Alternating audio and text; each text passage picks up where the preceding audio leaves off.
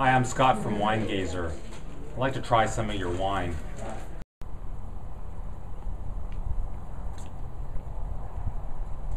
I'm very happy and proud to be here with George Salznar, the manager here at Castello di Amorosa.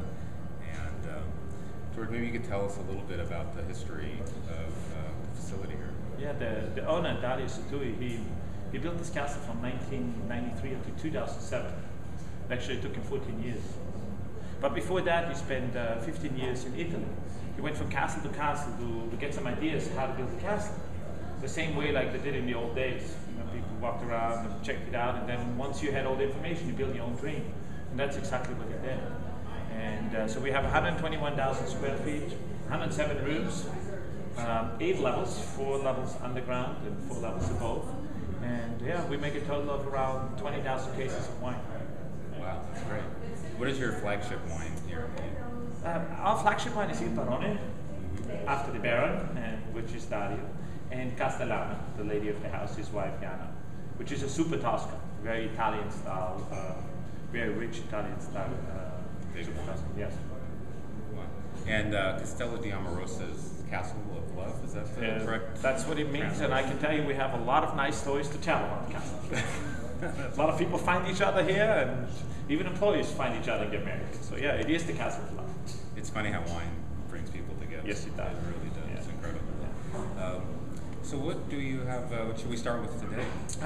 I actually picked some of my favorite, and they're actually more Italian style wines. We do have Chardonnay, great Cabernets and everything, but on purpose I picked 4 wines that I thought represent the castle very well.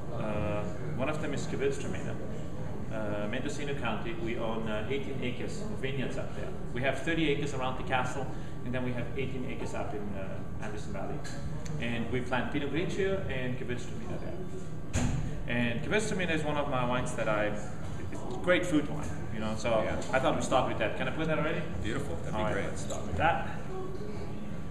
So this is 2010. This is 2010 Gewürztraminer.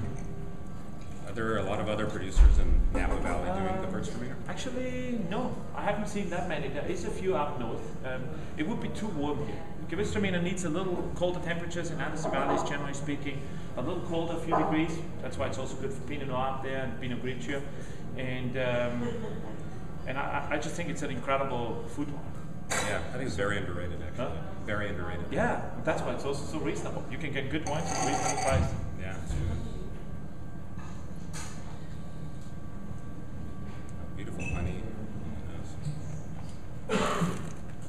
It's very spicy. It has a nice spiciness. Gewürztraminer is originated in the northern part of Italy, in Tramino, and then found its way up to Germany. And the German added the word Gewürz, which means spicy. It actually means spicy Tramino. So, and then he found his way up to the northern part of Germany and to Alsace, where it is actually quite famous. Right. And Gewürztraminer from Alsace. And I have to say, for me, I like the floral note. I think it has very well balanced, nice spiciness, a little cinnamon even, and it's a great food.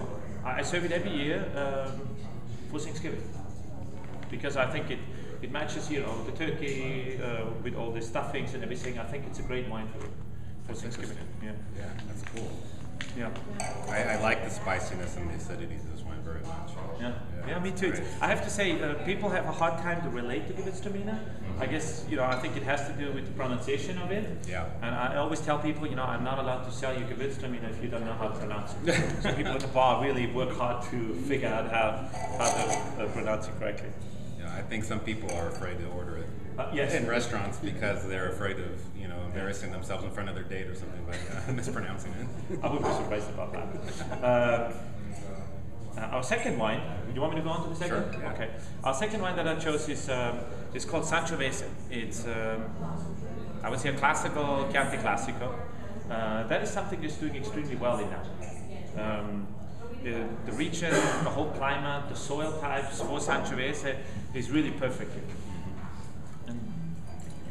Yeah, there are a lot of Italian red varietals being done very well here in the valley. Yes, I agree. Nebbiolo, yes. Dolcetto even. I have so far a hard time to find any good Nebbiolo, I have to say.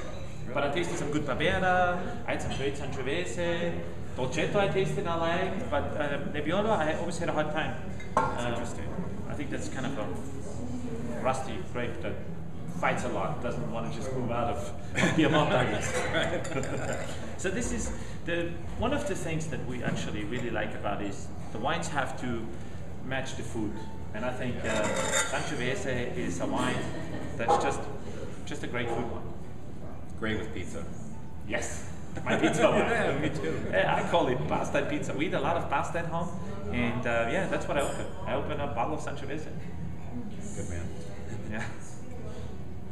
Yeah, I like the rustic feeling, you get from Sangiovese. The earthiness, Yeah, yeah. when you go to Tuscany, you order any red, you just order a glass of wine. 9 out of 10 times you get Sangiovese. Really? Yeah, if you go to Florence or Siena or somewhere around, you just order, Vino di Tavola or any glass of wine, it's always Sangiovese. I thought I was drinking Chianti the whole time I was there. That's right. That's what people think. Yeah. Those people always think, oh, I thought it was Chianti. I'm like, no, it's not. It's made out of Sangiovese. And then I think the richer Sangioveses, the really elegant ones are the ones that are going into Brunello. Brunello di Montalcino, which then ages well. To keep them there 3-4 years. Yeah, great aging capacity. Oh, that's beautiful. Huh? That's really delicious. Yeah, with food. Daddy is a very big proponent of wine needs to match food, and I think that Sangiovese is for me pasta and pizza. Yeah, I agree. Yeah. All right. So many of us, when we drink wine, we enjoy it with food, so it should, go with it, not compete against it. I think people make often the mistake that they open the most expensive bottle they have in the cellar, a bottle that's 25 years old, right?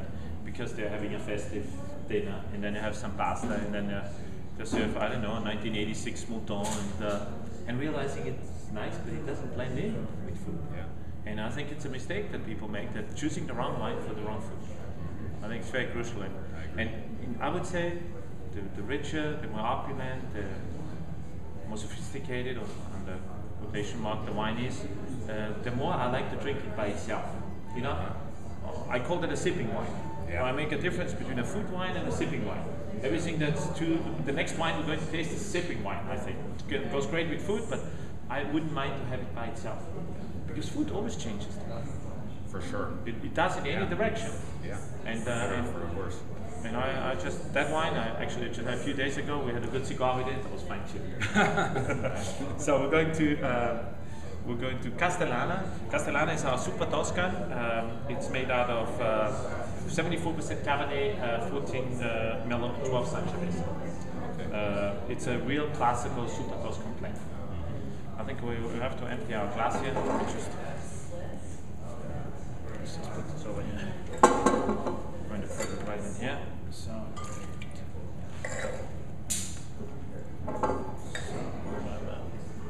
A little wax too. Huh? On this one. Very Pacific classy. Yeah. So this is Castellana 2006. Now that wine was 20 months in French oak, and over 2 years in the bottle. We kind of try to follow the Italian style a little bit to really age wines well before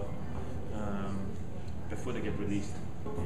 And so our goal is always to at least have wines that are minimum of the red wines, the very rich, our flagship wines, that they're at least 4 years old before we release them. So you're trying to make them ready to drink for people, so Yes. they don't have to cellar them; they can enjoy them right now. And it's just nice when you have a wine that is ready to drink. People buy the wines too early and then they drink them too early because nobody's really into storing nowadays anymore. No. Everyone wants to buy them. And I think it's a pity to buy a wine that is actually not ready yet. Like, it's not wrong to buy them because that's where we live from, right? They should buy early. But we want to make sure they don't drink it right away. You should wait. Well, it's like you spend $100 on a bottle of wine and you can't drink it yet. Yeah, that's it. It's like, But that's what it is. Yeah, no, I know. So this is Super Toscan 2006, 20 years of French oak and 2 years in the bottle. There's a nice smokiness to it. So what has 2011 been like for you guys? I know a lot of people have been struggling. Some people I know aren't even producing anything from 2011 grapes. How hard have you been hit? I mean, all the grapes around the castle, very lucky. No botrytis. very little shattering. So it looks really great. But a lot of our fruit is it's in the south, it's in Rutherford and Oakville, and yeah, we have a lot of shattering. And now we are right in the middle of harvest, and now botrytis starts. So we just talked this morning, and everyone is very nervous. The wine growers are very nervous because if the grapes are really hit by botrytis, you can lose them all. Yeah, it spreads quickly. And last year some of the vineyards had the problem that it didn't ripen. It was too cold, and after the first rain that came, it never got warm again. So yeah, you couldn't pick your wines, your grapes.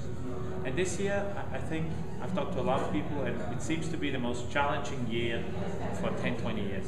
Yeah. Nobody remembers a year like that, especially for Cabernet now, which is all hanging out still. Very few people pick Cabernet so far. Yeah, yeah. People I know that are Cabernet makers still have a lot of fruit out there. That's very hard. Yeah.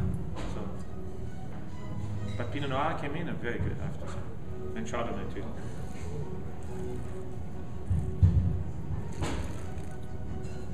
It's delicious.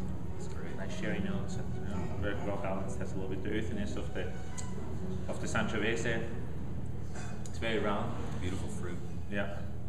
Wouldn't you think that goes well with a good cigar? So you should try that out, a little cigar and wine pairing. Have a cigar.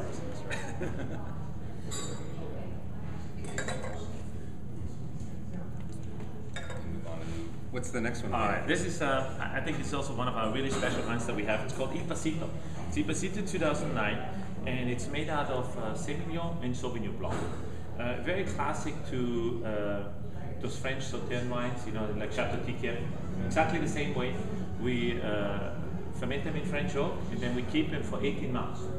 We use only new French oak. Usually we keep them separate, let them all ferment separately in the barrels, and then after 18 months we blend them together. And it's called Noble Rot. I don't know if they're familiar, but it is botrytis. So the grapes get attacked by botrytis, shrivel up to little grapes, moldy, like the mold from a cheese. And yeah, we usually harvest that in November. So this year might be a great year for Il Pasito because there's botrytis everywhere. We have plenty to go around. Yeah, you don't have to do anything. I guess you can make red wine Pasito if you want. So this year, this will probably be great. But 09 was a special year for us, I have to say. And we didn't make it in, we did not make it in 07, and we did not make it in 08. Because sometimes it's difficult to get botrytis. You know, if it's really dry, it's very hard to get it. And 07, 08 were very dry years, and it was hard to get good Il Pasito. But yeah, it's quite sweet. But it's a wine that I would say, this one here, for example, 2009, 20, 30 years, might age for 20, 30 years. A lot of complexity. There's a lot of things going on. It's beautiful. Yeah. Also a little leashy floral notes again, rose petals, and then all those toasty, vanilla toasty from the barrels, you know, because it's new oak. So yeah, you can definitely the lychee is very distinctive. It really comes out. Yeah, I like that too.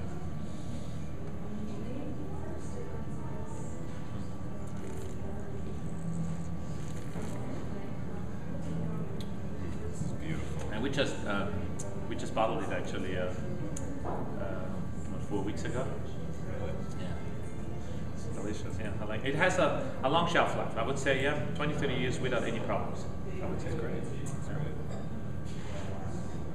Now we're going to take a quick break, and then we're going to resume down in the barrel room, do a couple barrel samples. So we'll be right back.